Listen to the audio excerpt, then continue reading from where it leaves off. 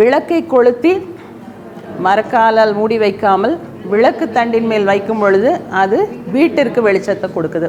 இது first stage of showing the light to the people around us. நம்ம வாழ்கிற இடம், நம்ம வீட்டில், நம்ம வேலை பார்க்குற இடத்துல தேவனுடைய வெளிச்சத்தை நம்ம செய்கிறோம். அடுத்தது, மலையின் மேல் இருக்கிற பட்டணம் மறைந்திருக்க மாட்டாது, அது அநேகருக்கு வெளிச்சத்தை கொடுக்கும். இப்போ ரெண்டாவது, நம்முடைய சொசைட்டி, நம்ம சுற்றி இருக்கிற சொசைட்டியில் நம்மளுடைய நெய்பர்ஸுக்கு நம்ம வெளிச்சத்தை கொடுக்கிறவர்களாக இருக்கிறோம். And what is the third stage? உதிக்கிற உன் வெளிச்சத்தின் இடத்துக்கு ஜாதிகளும் உன் ஒளியினிடத்துக்கு ராஜாக்களும் கடந்து வருவார்கள். That is the third stage.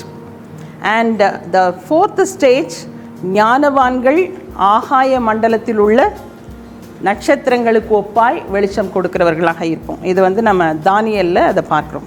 Okay, இது ஒவ்வொருத்துக்கும் ஒரு எக்ஸாம்பிள் வச்சு இன்றைக்கி மார்னிங் பாய்ஸ் ப்ரேயரில் நான் ஷேர் பண்ணினேன். அப்போஸ்தலர் 9ஆம் அதிகாரத்தில் யோப்பா பட்டணத்தில் கிரேக்கு பாஷையிலே தொர்க்காள் என்று அர்த்தம் கொள்ளும் தபித்தாள் என்னும் பேருடைய ஒரு சீஷி இருந்தாள். அவள் நற்கிரியைகளையும் தர்மங்களையும் மிகுதியாய் செய்து கொண்டு வந்தாள். அந்த நாட்களில் அவள் வியாதிப்பட்டு மரணம் அடைந்தாள்.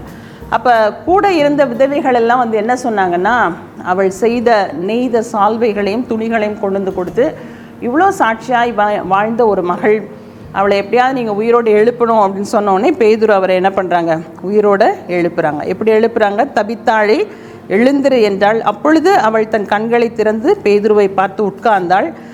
அவன் அவளுக்கு கை கொடுத்து அவளை எழுந்திருக்கப்பட்டினான். இது யோப்பா பட்டணம் எங்கும் தெரிய வந்தது. ஸோ அவங்க உயிரோடு இருந்த காலம் வரைக்கும் தபித்தாள் யாருக்கு, தோர்க்காள் யாருக்கு உதவி செய்து கொண்டு வந்தாங்க? கூட இருக்கிற விதவைகளுக்கும் அந்த சின்ன சர்க்கிளில் தான் அவங்க ஹெல்ப் பண்ணிட்டு வந்தாங்க.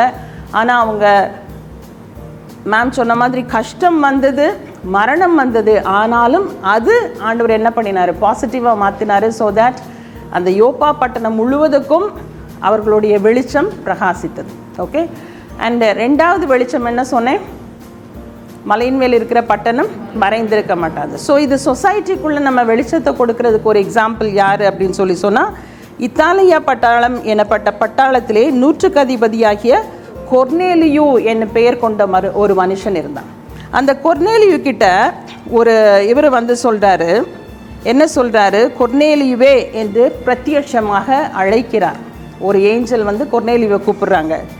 அப்போ சொல்கிறாரு, அப்பொழுது அவன், உன் ஜெபங்களும் உன் தர்மங்களும் தேவனுக்கு முன்பாக நெய் பூட்டுதலாக அவருடைய சந்நிதியில் எட்டியிருக்கிறது. அப்போ கொர்னேலியுடைய ஜெபம் எங்கே எட்டினது? தேவனுடைய சந்நிதியில் எட்டினது. அவருடைய ஜெபங்களும் அவருடைய தான தர்மங்களும். இன்றைக்கி நம்ம பண்ணுகிற ஜெபங்களும் நாம் பண்ணுகிற தான தர்மங்களும் தேவனுடைய சந்நிதியை எட்டுதா அப்படின்னு யோசிக்கணும். அண்ட் மூன்றாவது என்ன சொன்னேன்? உன் வெளிச்சம் உன்னுடைய ஜாதிகளையும் ராஜாக்களையும் உங்களிடத்தில் அழைத்து கொண்டு வரும். ஆண்டவர் சொல்கிறார், உன் நீதியை வெளிச்சத்தை போலவும் நியாயத்தை பட்டப்பகலை போலவும் விளங்க பண்ணுவேன். ஸோ வெளிச்சமும் பட்டப்பகலும் வீட்டுக்குள்ளே இருக்குமா, இல்லை தேசத்தில் இருக்குமா, இல்லை எங்கே இருக்கும்?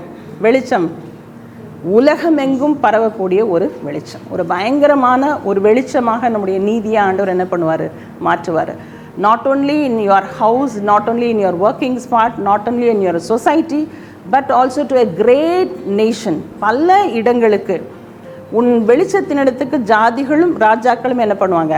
நடந்து வருவாங்க. அப்படியா நம்முடைய வெளிச்சத்தை ஆண்டவர் இந்த உலகத்திற்கு காண்பிக்கக்கூடிய தேவனாக இருக்கிறார். ஸோ தானியலில் ஒரு வசனத்தில் தானியல் சொல்கிறாரு, ஞானவான்கள் ஆகாய மண்டலத்தின் ஒளியைப் போலவும் அநேகரை நீதிக்குட்படுத்துகிறவர்கள் நட்சத்திரங்களைப் போலவும் என்றென்றைக்கும் சதா காலங்களிலும் பிரகாசிப்பார்கள். ஸோ நம்மளுடைய வெளிச்சம் அப்படியாய் ஆண்டவர் ஒரு நட்சத்திரத்தை போல, இல்லை ஆகாய மண்டலத்தில் உள்ள ஒரு சூரியனை போல. Can you make out the difference? முதல்ல என்ன சொன்னேன்? விளக்கு தண்டின் மேல் வைக்கப்பட்ட ஜஸ்ட் ஒரு விளக்கு. அதுக்கப்புறம் கலங்கரை விளக்கத்தை போல அநேக இடத்துக்கு தெரிகிற ஒரு கலங்கரை விளக்கமாக, ஒரு பட்டணத்தின் மேல், ஒரு பட்டணம் மலையில் இருக்கிற பட்டணத்தை போல. ஆனால் ஃபைனலி ஆண்டவர் என்ன பண்ணுறாரு? நம்மளை ஒரு சூரியனை போல, ஒரு நட்சத்திரத்தை போல விளங்க பண்ணுகிற தேவன். ஏன் தானியேலுக்கு அப்படிப்பட்ட ஒரு பெரிய இதுன்னு சொன்னால், 4 ராஜாக்களின் காலத்தில் தானியேல் வந்து ஒரு அடிமையாக அவருடைய தேசத்திலேருந்து, ஜெருசலேம்லேருந்து அடிமையாக பாபிலோன் தேசத்துக்கு கொண்டு போகப்பட்ட தானியேல் 4 ராஜாக்களின் காலத்தில், யார் யாருன்னு சொல்லுங்கள்? நேபுகாத்நேச்சர், அவருடைய சன் நெபுஷராத், அதுக்கப்புறம் அந்த இது வந்து மீதியானியர்கள் கையில் போனதுனால தரியு ராஜாவுடைய காலத்தில், 4வதாக யாரோட காலத்தில்? கோரேஸ் ராஜாவின் காலம். 4 ராஜாக்களின் காலத்திலும் தானியேல் ஒரு ஹையஸ்ட் பொசிஷனில் தான் இருந்தார், next to the Kings position. ஆனாலும் தானியேல் என்ன பண்ணினார் தெரியுமா? 3 வாரங்கள் உபவாசத்து அழுது ஜெபித்து கொண்டிருந்தார். யாருக்காக? அவருடைய ஜனங்களுடைய பாவங்கள் மன்னிக்கப்படணும் அப்படிங்கிறதுக்காக. ஆக்சுவலாக இந்த ஜெபம் அவர் தொடங்கும் பொழுதே முதல் நாளே அவருக்கு ரிப்ளை வந்துருச்சு, பிரியமான புருஷனே அப்படின்னு சொல்கிறாங்க. அப்போ தானியேல் தேவனுக்கு பிரியமான மனுஷனாக இருந்தாருன்னா அவர் வந்து ஒரு பியூரிட்டன், நல்ல ஒரு பியூர் ஹார்ட்டட் பர்சன் தான். அப்போ அவர்கிட்ட பாவம் இருக்கிறதுக்கு வாய்ப்பு இல்லை. ஆனால் யாருடைய பாவத்துக்காக அவர் ஜெபித்தார்? அவருடைய பிதாக்களின் பாவம், பிள்ளைகளின் பாவம், தேசத்தில் உள்ள பாவங்கள், இந்த பாவங்களுக்காக அவர் என்ன பண்ணினார்? உபவாசித்து ஜெபிக்கிறார். 10ஆம் அதிகாரத்தில் பார்க்குறோம், அந்த 3 வாரங்களாகிய நாட்கள் நிறைவேறும் மட்டும் ருசிகரமான அப்பத்தை நான் புசிக்கவும் இல்லை, இறைச்சியும் திராட்சரசமும் என் வாய்க்கு போகவும் இல்லை, நான் பரிமள தைலம் பூசிக்கொள்ளவும் இல்லை. அப்போ உடனே அவருக்கு ரிப்ளை வந்துதா இல்லையா? வந்துச்சு. எப்படி சொன்னாங்க? பிரியமான புருஷனே, உன் வேண்டுதல் கேட்கப்பட்டது.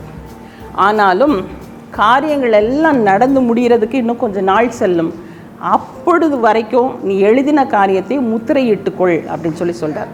அப்போ இன்றைக்கி நம்மளுடைய லைஃப்பில் let us just think about our own self. நம்மளுடைய வெளிச்சம் வீட்டுக்குள்ளே பிரகாசிக்குதா? சொசைட்டியில் பிரகாசிக்குதா? நம்ம வேலை பார்க்குற இடத்துல பிரகாசிக்குதா? இல்லை ஆண்டவர் சொன்னது போல் உன் நீதியை வெளிச்சத்தை போலவும் நியாயத்தை பட்ட பகலை போலும் விளங்க பண்ணுவேன்னு சொன்ன அந்த வெளிச்சமாக நாம் இருக்கிறோமா?